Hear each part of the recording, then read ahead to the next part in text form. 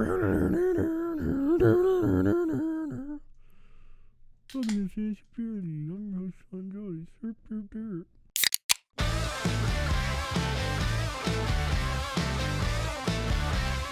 Welcome to the Fantasy Beer League, where you get half-decent advice from half-decent guys. I'm your host, Sean Joyce. With me, as always, is the edible adverse Justin Giel and our resident fantasy football expert, Matt Senni. Justin, how did it feel to get your first win? Great. Yeah? Outscored the entire league. Oh, you did this week, didn't you? Yeah, my team went Bananas? yeah.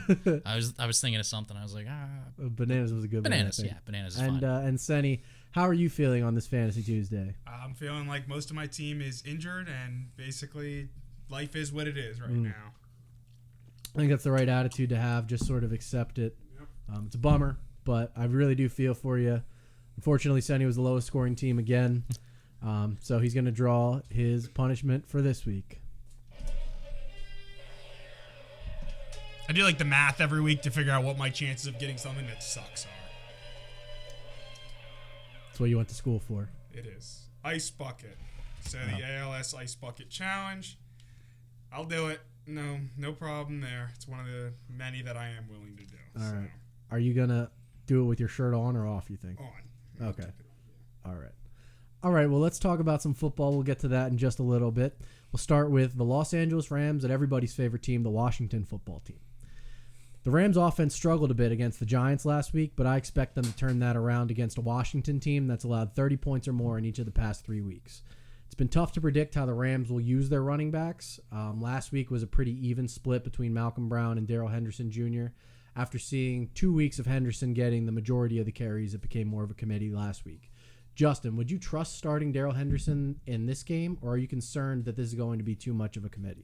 Nah, I wouldn't trust him. I think it's having the 2 weeks where the volume was up, but then it going to a committee. It seems like that's the way that it's going to be kind of going for the rest of the year. Against the football team, it's probably a good time to start him, but it's hard for like the long haul or having that faith and reliability. Yeah, I sort of agree with that. There are 3 good running backs there. The 2 weeks that he was sort of the bell cow, Malcolm Brown was banged up. Yeah.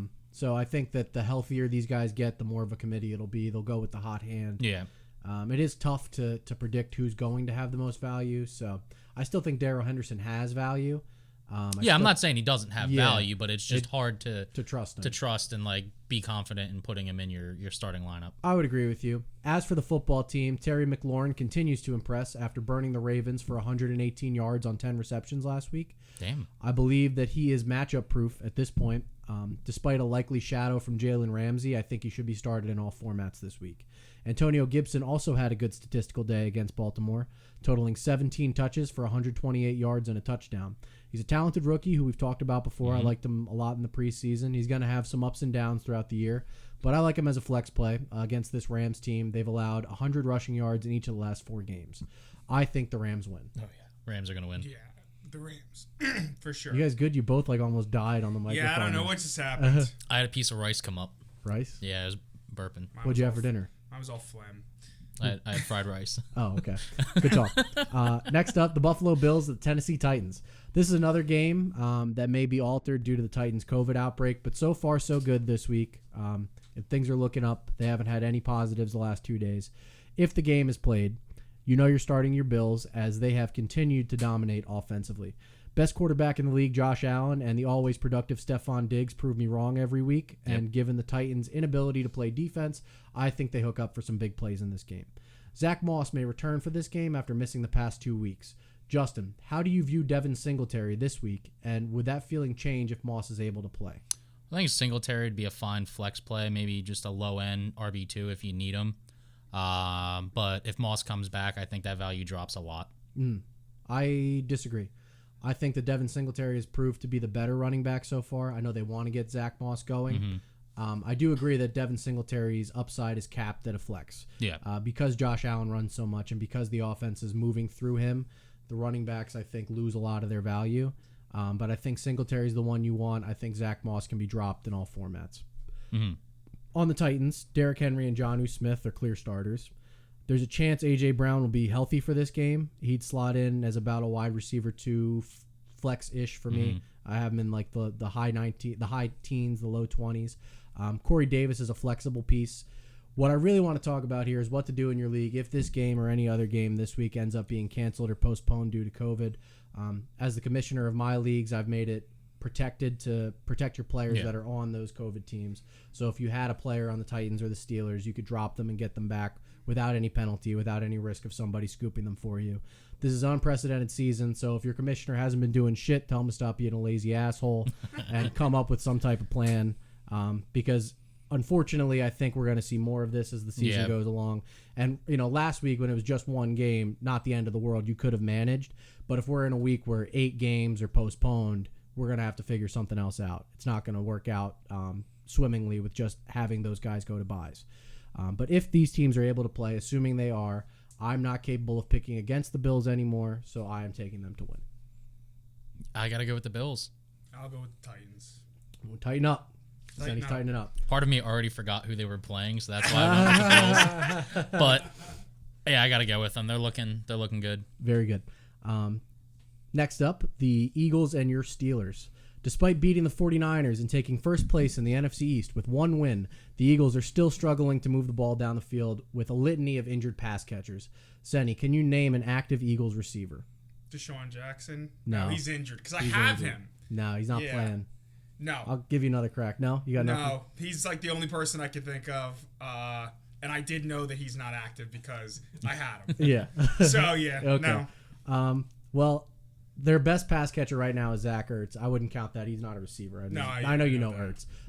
But Justin's take on Zach Ertz last week was correct, as he drew a ton of attention from the 49ers and was only able to amass 4 catches for 9 yards. That was nothing. Without an option that scares you, defenses will probably continue to shut him down, at least attempt to. I think you still have to start him unless you somehow have a better option. But given what you took to draft him, where you drafted him, you probably don't have a good backup to slot in. The Steelers enter this game well rested and look to pick up where they left off. How do you see the offense looking after the surprise bye week, Justin? I mean, it's been clicking for a majority of the year. Connor's been playing well. Yeah. Has been Never doubted him. No, never. No. Biggest fan. He's got a Connor jersey. Yeah, I do. I love James Conner. Yeah, and Josh Allen. Yeah. If Deontay Johnson clears concussion protocol, I think that'd be a huge help for them as well, because he can draw a lot of Juju. It'll be. I am fucking up. Good talk. Yeah. Buddy. Maybe It's okay. Ebron will pick up a TD. There that's we what go. you really need. Yeah, that's what I was getting at. There's just a roundabout way of me saying that Ebron's going to get 4 touchdown catches this week. Yeah, I mean, obviously you're starting your Steelers. I Yeah. just wanted to know if you thought that extra rest would boost them, maybe fade them a bit. You think they're going to get rusty, or you think they're going to just keep steamrolling? I hope they keep steamrolling. Okay. I'll accept that. Yeah, I hope. But I'm going to take the Steelers in a sneaky close game. I'm going to take the Steelers as well. I hate the idea that it has to be a close game because I always worry about Pittsburgh playing Philly, but I have to go with Pittsburgh here. Mm-hmm. I mean, I hope it isn't a close game for your sake. Me too. But I feel like it's going to be. I feel like if I were a betting man, which I am, I have to look at what the spread is, but I think the Eagles are going to keep it really close, then potentially win. But I'm taking the Steelers. So yeah. We're all on the Steelers bandwagon. Next up, the Arizona Cardinals at the New York Jets. The Cardinals struggled to produce offense against the Panthers last week, but luckily for them, they get to play the Jets this week. DeAndre Hopkins and Kyler Murray are in set-it-and-forget-it territory. But are you sticking it out with Kenyon Drake, or is it time to move on, Josh? I think it's time to move on. Yeah, I don't think it is. Yeah. It's time to move on. Yeah, he's just not worth the headache Yeah. putting him in each week and wondering what he's going to do. But it's been frustrating. yeah, that being said, the second you put him on the bench is when he's going to get. And that's what worries me is because of who he's playing. Yeah, I think if you're going to stick it out, this is the week to do it. Try to trade him next week. Yeah, I mean, the volume has been there for him, but he's got just 1 touchdown on the season, hasn't amassed 100 yards in a game, only has 5 catches, which is pretty useless in PPR. Mm-hmm. I'd start him against the Jets because it's the goddamn Jets. But if he can't get it going this week, I think you can just drop him. Yeah. I think you can dump him like leftover Miller Lite at a summer party. As for the Jets, Jamison Crowder, that's it. Cardinals win. Yep, Cardinals. Yeah. Okay. Next up, Las Vegas Raiders at the Kansas City Chiefs. So we know we're starting Darren Waller and Josh Jacobs from the Raiders, but what should we expect to see from them and the rest of the Raiders offense in this game, Justin? I I think they're going to be playing from behind a good bit this game, but I'm just so confused by this team because the way that they opened the season, they looked well. They started 2-0, got a big win. They played the Saints week 1, right? Week 2. Monday Night Football. That's right. Got a big win there. I didn't pick their. I don't remember if I picked them to win, but I don't know what to expect from them week in and week out. Jacobs has been kind of pissing me off since week 1, where he had. Yeah, he hasn't been as efficient as a runner. So yeah, I do sort of fade Jacobs a little bit. I view him as a running back 2 instead of a running back 1 this week. Yeah. Because I think they're playing from behind in this one. Yeah. And Kansas City's defense has been pretty good. So I expect the Raiders to have a bit of a sloppy game against the Chiefs, and I think they have to play from behind, as you alluded to. Yeah. So I think Josh Jacobs' value is faded a bit. I think you're still starting him unless you have some miraculous better option. And Darren Waller, I think, has a big day because they're playing from behind so much, and their receivers are banged up. The Kansas City offense struggled for most of the game against New England, but the Raiders are not New England. I think they're going to be fine. I'm still not in on Sammy Watkins. He's too inconsistent for me to warrant starting him. Clyde Edwards-Helaire is actually causing me to be a little bit concerned. He hasn't been scoring short-range touchdowns. He hasn't scored since week 1. And they're doing a lot of those jet sweep passes, those trick play dump-offs. Their fullback and their left tackle scored touchdowns 2 weeks ago. And then their 2 red zone touchdowns this past week were push passes to Tyreek Hill and Mecole Hardman. So I'm a little bit concerned about CEH. He's not returning the investment you put in him as a first-round pick. I think he gets it going a little bit since they get to play with the lead in this one. Yeah. But if he doesn't score, I would be open to fielding some offers for trading him. But I think the Chiefs win big. I think CEH is going to be okay. If I'm wrong this week, I think you have to start looking at other options. Yeah, I think the Chiefs win. They put up 40. Oh, 40. 40 burger on the Raiders. All right. All in on the Chiefs. And now for this week's game of the week. The Jags take on the winless Texans. James Robinson continues to be good at football, and you should continue to start him every week. DJ Chark led the team in targets, receptions, and yards last week, and scored twice. I like him as a wide receiver 2 this week against a bad Texans defense. The Texans don't appear to be interested in winning any football games, but at least the offense can put up fantasy-friendly numbers. David Johnson hasn't been great, but the volume is still large enough to warrant starting him. And Will Fuller V appears to be the number 1 option among the wide receivers. Are you ready to move on from Brandon Cooks, though, Justin? He caught 0 of 3 targets against the Vikings. Yes. Yeah. I think if he couldn't get it going against the Vikings, who suck at defense, it's just not going to happen. Yeah, he's trash. Yeah, I think so, too. I'm going to take the Texans in this one. I think they're going to play some inspired football under Romeo Crennel. Romeo Crennel? I can't pronounce it correctly. But he's been there for a long time, and I think that they're going to play for him. I think Bill O'Brien was weighing him down. Hot take, I know. But now that dumbass is gone, Texans win. Yeah, I'm going to go Jags. No, Jags. Ooh, the Jacksonville Jags. I didn't pick them last week. I know. I got to go back. They're your boys. Consistently. They're like your guys' second favorite team, I think. So next up, Senni, I'm going to give you a non-related football question for a chance for a nice. Every week when I type my notes, I spell out the entire name of the team. So I put the city and the nickname. And every single week, I misspell the word Cincinnati. So if you can spell Cincinnati correctly, you can ice me. Cincinnati. Damn it. He's good. I always put the N in the wrong place or the T in the wrong place. He's a teacher. Yeah, math teacher. He's a math teacher. Dude. Okay. I was so ready for it to be like, no, there's 2 T's. I thought there was 2 T's. Yeah, I think that's what I do every week. But, all right, so you have to talk while I do this. So, Justin, Joe Mixon exploded on Sunday with 31 touches for 181 total yards and 3 touchdowns. Do you believe in him as an RB1 going forward? I mean, he did the same shit last year where he had that slow start and then kind of picked it up after a few games. Unfortunately, I don't like him. I've expressed this multiple times before. Unfortunately, I do think he'll probably be able to keep it up. As long as the Bengals can keep it close, at least throughout some of the game. So I do think he's probably going to work his way into low-end RB1. Oh, yeah, I agree. RB2 territory. Yeah, I think so, too. I think he's still startable. I wouldn't expect him to have these huge games. I think this is going to be his best game of the year. Yeah. But like you said, the volume is there, and then he finally cashed in with that volume. Mm-hmm. So I think you have to keep starting him. He's not in the droppable territory. Whereas if he sucked last week, I think it might be around time to move on. Yeah. As for the receivers on that team, Tyler Boyd had another nice game with 7 catches for 90 yards. He had a touchdown called back too. Yeah, well, that always sucks. I hate it when I'm watching my guy score and they call it back. That's I was the like in worst. the middle of taking a nap and I heard, a touchdown to Tyler Boyd. And I was like, oh, look at that. That's at least 8 points or 7 points. And then they were like, there's holding. So I'm like, fuck. Yeah, that's went back to sleep. Worst feeling. You can keep starting him with confidence, though. Yeah.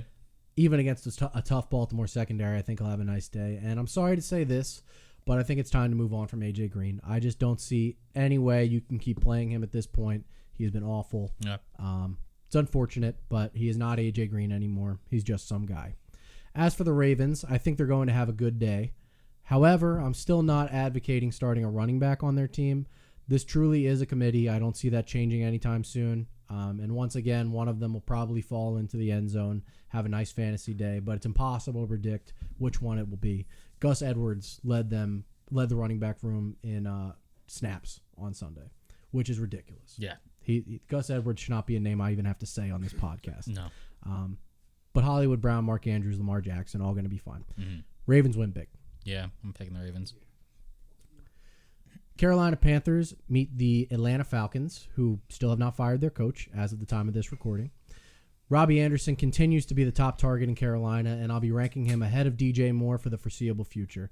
Anderson leads the team in every stat you care about, and I expect him to have over 100 yards against the Falcons' defense. Mike Davis has filled in nicely for CMC and should also continue to be started until McCaffrey returns. But on Sunday, Justin, we saw Reggie Bonifant turn 12 touches into 71 scrimmage yards.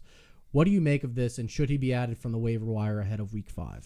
Well, when you sent me the name, I had to double check that this wasn't like a genre of music because I had never heard of the guy. Reggie Bonifant? Yeah. It sounds like the name of a weed strain. Yeah. Yeah. But Vince is like, oh shit, look at that. Yeah, Vince is like, that's Reggie Bonifant over there. I think with CMC coming back relatively soon, I wouldn't buy into the hype, especially with how well Mike Davis? Davis has been playing. Yeah. I wouldn't really buy into it. I think that Mike Davis has proven that he can handle the workload, but He's think a big guy too. He is. I think that there's a bit of concern about him doing that for a longer period of time, and I also don't think that CMC is going to be playing 99% of the snaps as soon as he comes back. No. So I think they're trying to preserve some Mike Davis. I agree with you. I don't think Bonifant's value lasts much longer than this past week, but he did look good. Yeah, he did in a limited showing. Atlanta looked lost in the sauce against the Packers on Monday night, and I expect Dan Quinn to be fired in the near future. He should be anyway. Todd Gurley, too, had a nice game, scoring twice, but his lack of involvement in the passing game and the increasing usage of Brian Hill makes me nervous about him going forward, actually. If I had him, I think I would try to trade him at a high price. After a 2-touchdown game, people might be eager to jump on that. But I think he's coming off of his best game of the year. I think it's all downhill from here. So while he's healthy, I think you should try to get some return on your investment. Julio Jones appears to have totally fucked his hamstring, and I wish I had a good answer about what to do with him. I'd advise sitting him whenever he does say that he's active to play. That first week back, I wouldn't trust starting him. I think you got to leave him on your bench until you see him do a start-to-finish game. And even if he goes off for 150 yards that day, doesn't matter because you saw him come in this game and leave at halftime. Yeah. So it's a shame. I wish that he could stay healthy, but that hamstring appears to be a lingering issue. He had it before the season even started. So the fact that it's still a problem going into Week 5 is not a good sign. Matt Ryan and Ridley should bounce back in this one, but I think Carolina wins and Dan Quinn gets fired. Yeah, Carolina's going to win this one. I can't trust Atlanta at this point, man. I just can't. Yeah, I think it's impossible to trust them. All right, boys, let's get into some Thirsty Thursday.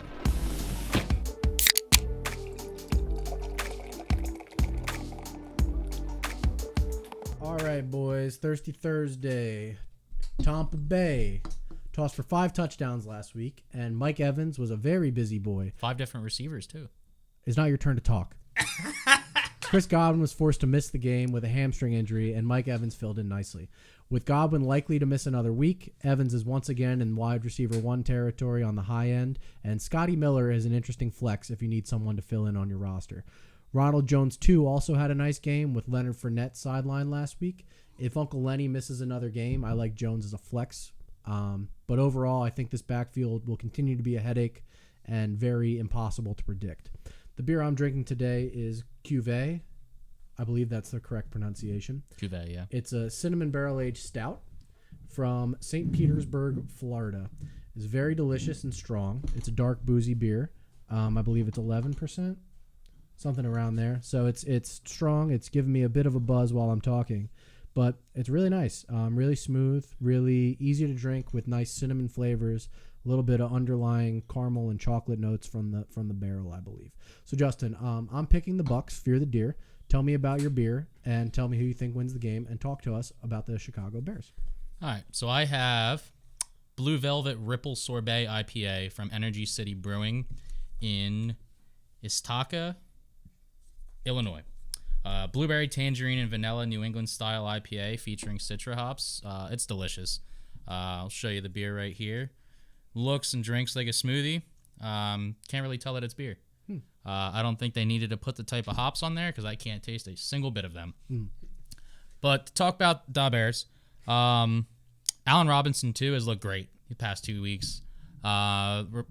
Investment that I made on him by drafting him has finally been paying off. I think that's due in part to Nick Foles being behind the quarterback or behind the center. Over these past couple weeks, Montgomery and Anthony Miller haven't been factors much at all. Yeah. So with the two of them, I wouldn't start Miller. And then Montgomery, I would really just kind of keep him as like a flex for now until he's kind of showing his worth. Yeah. But I'm going to pick the Bucks as well. Yeah. Just to piggyback off of your commentary on David Montgomery, I think he's just garbage, which is my curse. So he's going to be good. But we've seen it for, 20 games from this guy? Yeah. He gets a ton of work. He is not efficient. He's the new Leonard Fournette, but he's worse than Leonard Fournette. All right, Senni. Tell us what you're drinking and tell us who you think wins the game. All right. So I am drinking Space Force from 8 and Sand. I'm not going to act like I know where it is. Justin, do you know where it's from? Yeah, it's where it is. Woodbury. Down like Woodbury, New Jersey. Yeah. Okay. Oh, cool. It's probably 10, 15 minutes from you. Yep. It says it's a New England, I guess it's DIPA. Double IPA. Oh, okay, so it's a double IPA. It's really solid. I really like it. I obviously picked it because it's got a cool can and because my friends rated it highly. I will be starting Mike Evans and Scott Miller, so I'm going to have to pray at least that Tampa Bay has a big day. All right, so you're taking Tampa Bay? Yep. All right, 3 on the Tampa Bay Fear train. the deer. That means Nick Foles is going to go off. Next up, we'll get into our late games. The Miami Dolphins take on the San Francisco 49ers. Miami's only truly consistent fantasy player so far this season is Devontae Parker, and you shouldn't even question starting him anymore, I don't think. Even with a rash of injuries, San Francisco has played pretty well defensively, so I wouldn't bank on a big day from any of their other weapons, but I think Devontae Parker gets enough targets that he'll be fantasy viable.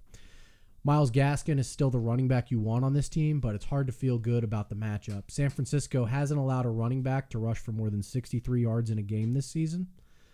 Senni, do you know who that running back may be? So the running back to have the best day against the 49ers defense had 63 rushing yards. Do you know who did that? Was it somebody from Philly? No, it wasn't anybody from Philly. I'm just thinking because I know Philly actually came up with the win. It's a player that you would know. Who against the 49ers. Yep. No guess? I'm going to guess Frank Gore. You got it. That was a shot in the dark guess because you said it's somebody I would know. Your boy. All right, Vince. God damn it. Yeah, total shot in the dark. Yeah. Yeah, I love that. When he was like, I'm not going to guess, I was like, fucking thank God. I shot in the dark Frank Gore. I was like, God damn it, it's on the notes. That's awesome. All right, Vince. Well, while you enjoy that, I'm going to keep talking. And one last note on the Dolphins, just for fun, just for shits and giggles. Jordan Howard has 18 carries for 14 yards and 3 touchdowns. On the 49ers, the people's tight end is back, and man, does he look good. Yeah. He had 15 catches for 183 yards and a touchdown against the Eagles, and I expect another big game out of him regardless of who his quarterback is. I don't care if it's Jimmy G who comes back. I don't care if Nick Mullins is the starter. If he lost his job to C.J. Beathard, if Colin Kaepernick comes back, if Alex Smith comes back, if Joe Montana comes back. I like George Kittle. Yeah, me too. He's a beast. Deebo Samuel also returned last week, Justin. And what are your expectations for him this week and going forward? Expect him to work in well. I think he's going to be a good deep ball threat and worthy of a flex position.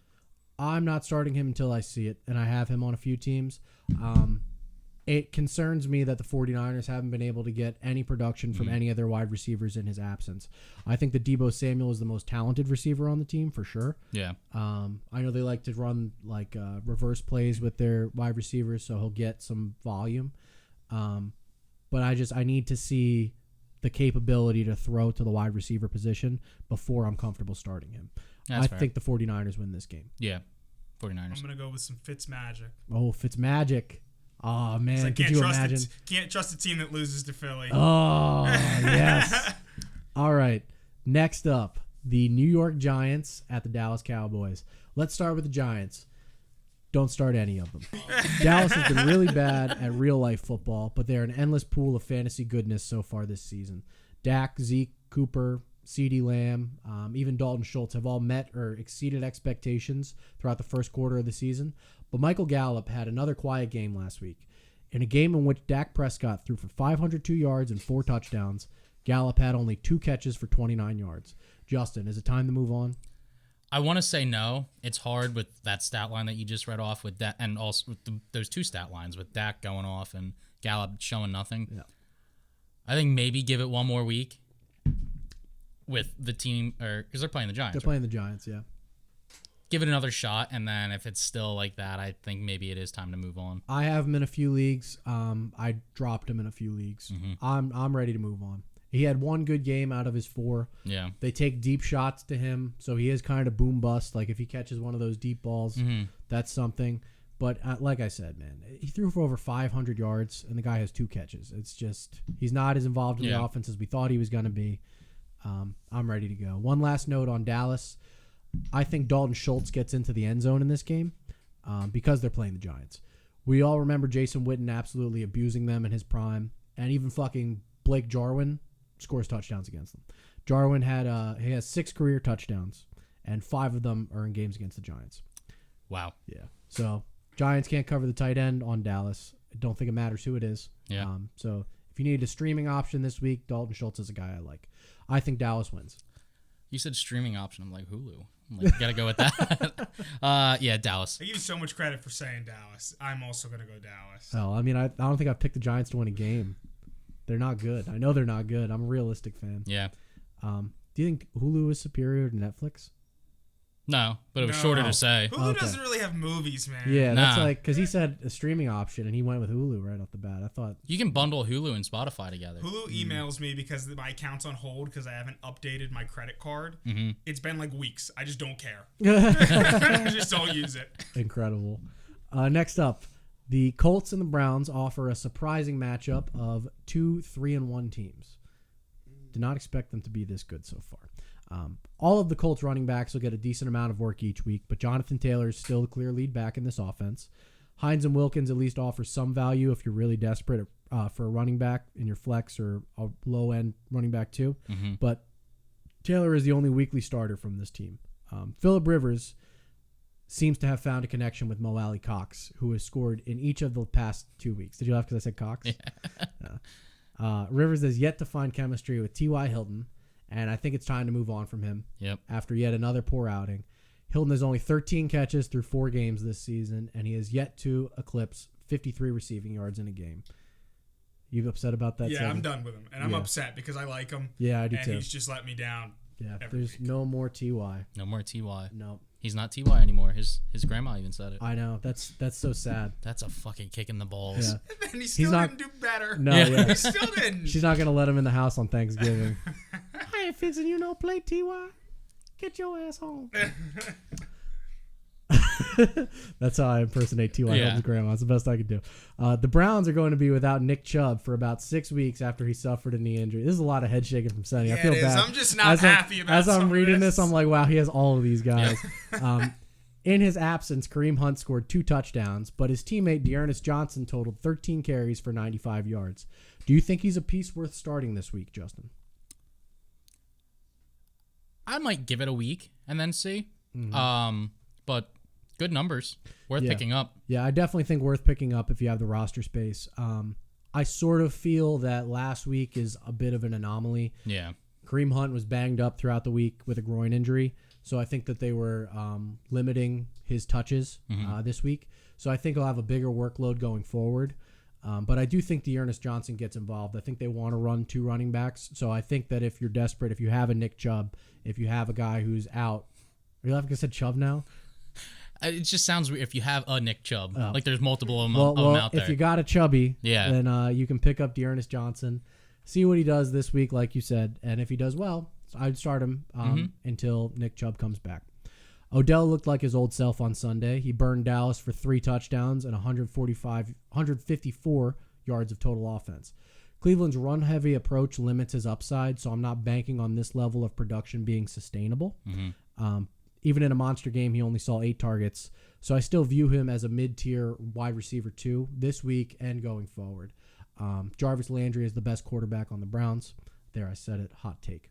This might a great throw. It was so good. It was one of the best throws I've ever seen. This might actually be a really good game. Ooh. I think the Browns are going to win. I'm going to go Colts. I think this is the toughest call so far. I'm Yeah. going to go with the Colts. That's a good one. I can see this being a close one. Yeah. Okay. The Broncos take on the Patriots. The Broncos are likely to be playing this game without standout tight end Noah Fant, but the good news is they expect him to be okay long term. Tim Patrick scored 6 of 7 targets for 113 yards and a touchdown, while Jerry Jeudy caught 2 balls for 61 yards, which was highlighted by an absolute mossing of a touchdown. I wouldn't feel great about starting either guy on a week-to-week basis, but both should be rostered for the time being. There's a chance Drew Lock is back for this game, which would boost the value for both. The Patriots are known for shutting down a team's best player, so I'm a bit nervous about starting Melvin Gordon 3, but it isn't likely that you have a better option on your team. He's been excellent so far this season, so I can't justify benching him, even though I think this is a down week for him. I view him as a low-end running back too. As for the Patriots, we're hoping that Cam Newton returns this week because the passing game looked like shit. Oh my God, it was so bad. With Brian Hoyer, the destroyer, at the helm. The running game, however, has been very solid thus far for New England. Justin, Damian Harris had 17 carries for 100 yards in this game. Patriots really liked him in the preseason. They redshirted him last year. He didn't get much time as a rookie, but they threw him in the fire this week with Sony Michel banged up, and he pretty much went off. Are you interested in rostering and starting him? Maybe interested in rostering. I still don't really trust the New England backfield, so I would kind of tread lightly when it comes to starting. I agree with you. I think as seasoned fantasy football vets, we've all learned our lessons about New England. I always think back to the Jonas Gray game. Guy on Sunday Night Football scored 4 touchdowns. The next week didn't have a single carry. Yep. Bill Belichick just laughs at fantasy football and all things. Bill Belichick laughs at destroying your fantasy team every week. I think he gets erect. Huh. Yeah. He wore 2 masks this week. You see I know, that I shit? saw that too. Probably because he was fined. Oh, was he fined? I didn't know he got the fine. I think he was fined. Oh. Well, if he wasn't, either way, I did notice the 2 masks. Yeah. Did you know, one last fun fact about the Patriots. There have been 3 games in which Patrick Mahomes did not score a touchdown in the first half. All 3 are against New England. Wow. Bill Belichick just stands on the sideline rubbing his nips. Fuck your fantasy team. Aren't there 3 Belichicks on that coaching staff? Well, he has a son who has the mullet, which is awesome. His son looks has badass. a sick-ass mullet. Oh, my gosh. It's amazing. Vince, you got to Google that mullet while we're talking about this. I'm taking the Patriots with or without Cam. Yeah, I'm going Patriots. Yeah, me too. All right, let's get ready for some Sunday Night Football. We've been waiting all day for Sunday night. Senni, what have you been waiting all day for? I've been waiting all day to talk about my wedding. Are we good? Is the camera going to cut out at any point? No, you're good. I have batteries going. You're good. All right. So we're coming up on the 1-year anniversary of my wedding. It'll be in 1 week. And when I got married, I had a pretty big bridal party. I had 7 people in my bridal party. My wife had 2 maid of honor. I had 1 best man who's right here. And I had many conversations when we were putting this together, my bridal party, with different people when I was drunk, saying, how close people were to me. So basically, I there's a decision that was made a year ago when putting my bridal party together that, I left out somebody who is realistically one of my best friends in the world, has done a ton for me, is always there for me, and is one of the most reliable people in my life. So I wanted to take this opportunity to fix that mistake from about a year ago, and I wanted to give Justin Oh, holy shit. this football. Thanks, buddy. You I was not absolute- expecting this. And we kept it a secret. Yeah. You Wow. absolutely deserve it. It's something I wanted to follow through on. It's actually bigger than everybody else's. So This is a big ball. My bad. I'm used to having a smaller one. It's okay. But I really do think you deserve it, and I wanted you to have it because Thanks, buddy. I again, appreciate it. You are one of those people to me, and you mean the world to me, man. Yeah, I love you, buddy. Love you too, buddy. All right. I feel like I'm gonna cry. So Yeah, I got choked up. we're all a little misty eyed. Let's just drink a beer like men, and we'll continue talking about I'm going to football. hold the football We're gonna be real men about this. as I drink a beer that I compared to a smoothie. All right, I fucking love you guys. The Vikings take on the Seahawks. The Vikings offense again appears to be on track, and against a bad Seattle defense, I'm excited for this matchup. Justin Jefferson went over 100 yards for the second consecutive week. Do you think he can do it again against Seattle, Justin? Yes. I agree. Analysis. How about that? 3 straight games of over 100 yards. Lock it in. I feel good about it. As for Seattle, Russ is still cooking. I'm not discouraged by a bad Tyler Lockett game, and I think he bounces back in a big way against Minnesota's absolutely awful secondary. You already know you're starting him, but shout out to Chris Carson for gutting through that knee injury. I thought for sure he was going to be out last week. I saw the first carry, and I was like, what? So Yeah. I went, looked, and saw that he was playing. He saved me in a lot of leagues. You are a beast, sir. I know you're never going to watch this podcast, but I love you, Chris Carson. I am very thankful for you. I think we should hang out sometime. It'll be a lot of fun. I think the Seahawks win. Yeah, Seahawks. Yeah. Our last game, our Monday Night Football game, the Los Angeles Chargers take on the New Orleans Saints. New Orleans. New Orleans. I don't even respect them enough to say their name right. They're about to get rocked by a hurricane. I hope they're okay. Again. I really hope they're okay with that. That wasn't a joke. That was. Oh, is there really a hurricane going their Yeah, way? it looks pretty bad. I don't want anything bad to happen to the Superdome, but I do want the Saints to lose. Anyway, this Chargers offense has looked really good with Justin Herbert under center. Unfortunately, Austin Eckler will be out 4 to 6 weeks after being forced out of the game early. He only totaled 3 touches for 14 yards. Justin Herbert actually led the team in rushing yards with 14, which is terrible. The Chargers were unable to do anything against the stout Buccaneer defense, and they were playing from behind a lot. Brady threw 5 touchdowns in that one. In Eckler's absence going forward, Joshua Kelly has a ton of value. I think he stands to benefit the most. Justin Jackson should get some additional work as well. I think both guys are startable pieces this weekend going forward, with Josh Kelly being my preferred option. I view him as a low-end running back too, and Jackson I think is more of like a mid-tier flex. The Saints scored 5 unanswered touchdowns to beat the Lions on Sunday. And we finally saw Emmanuel Sanders and Traquan Smith put up fantasy-friendly numbers in Michael Thomas's absence. We still don't know if he's playing this week, but Justin, I have a 2-part question for you. Should you be starting either of these guys if Michael Thomas plays? And if he doesn't, which do you think will have the best day in his absence? I don't think you should start either of them if Thomas plays. But I do kind of give the nod to Smith. I know he started off the season pretty shitty. He was dropping everything. 2 touchdowns this past week, though. I'm hoping he can keep it kind of going and then fill in for Thomas when needed. Yeah, I mean, I'm hoping that Michael Thomas is able to play this week. He's been out for a while now. It seemed like he was going to play last week, but that obviously didn't pan out. Last minute, too. Yeah, and they play Monday night this week, so make sure you have somebody else you can plug in the event. I didn't think about that. Yeah. Just a little tidbit. Yeah, you got to Sean read Joyce- Wow, I didn't even think about that. A Sean Joyce fantasy tidbit. If I have a guy... Okay, so just basic roster construction. The way I set up my team is I always put the latest playing player in my flex spot. So in the event that he gets hurt in pregame or something, I have another option to put in instead of him. And I always put them in my flex so that I'm not hamstringed to just playing a running back or a receiver. So in this event, I would suggest putting Michael Thomas in at your flex, unless you're planning on starting 3 running backs. Put Michael Thomas in as the flex. Drop some guy you don't give a fuck about, that you don't care if he plays or not. Maybe you have 4 quarterbacks. Yeah. You can drop one. And of them. actually, because of the COVID situation and we have IR slots, you can just put Michael Thomas right into your IR slot and do a free pickup, and then just put in whoever's on the waiver wire. Actually, you have Traquan Smith too, so you could just you'll have a backup in the event that Thomas doesn't play. Yeah. So that's just make sure you're always doing that. We had a guy in our league who was upset this past week because Devontae Adams got ruled out at the last second. And Did you see his couldn't tweet? do anything. Devontae Adams? Yeah. Yeah, he's fired up. Yeah. Yeah. Yeah, he was not happy. No, he was not. I wish Julio Jones had that kind of passion, fire. I'm mad at him. Yeah. It's not his fault. It's really not his fault. No. I take that back. Julio Jones has done nothing wrong. The Saints have done plenty wrong. I'm done with them.